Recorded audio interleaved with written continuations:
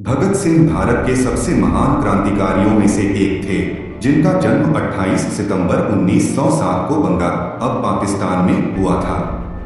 उनके परिवार में देशभक्ति का माहौल था, क्योंकि उनके पिता किशन सिंह और चाचा अजीत सिंह स्वतंत्रता संग्राम में सक्रिय थे। बचपन से ही भगत सिंह के मन में देश को आजाद कराने की तीव्र इच्छा थी और वे अपने खेलों में भी बंदूक और युद्ध की कल्पना करते थे। 1919 में हुए जलियांवाला बाग मासकर ने उनके जीवन पर गहरा प्रभाव डाला, जब निर्दोष लोगों पर अंग्रेजों ने गोली चलवाई। इस घटना के बाद वे उस स्थान की मिट्टी अपने साथ ले आए और तभी उन्होंने अंग्रेजों के खिलाफ लड़ने का संकल्प लिया। आगे चलकर वे हिंदुस्तान सोशलिस्ट रिपब्लिकन एसोसिएशन से जुड़ गए और क्रांतिकारी गतिविधियों में सक्रिय हो गए।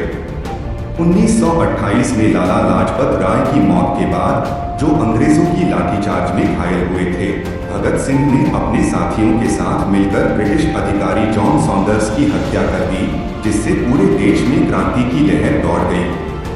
इसके बाद 1929 में उन्होंने बटुकेश्वर दत्त के साथ सेंट्रल लेजिस्लेटिव असेंबली में बम फेंका, जिसका उद्देश्य किसी को नुकसान पहुंचाना नहीं बल्कि अंग्रेजों के खिलाफ अपनी आवाज बुलंद करना था।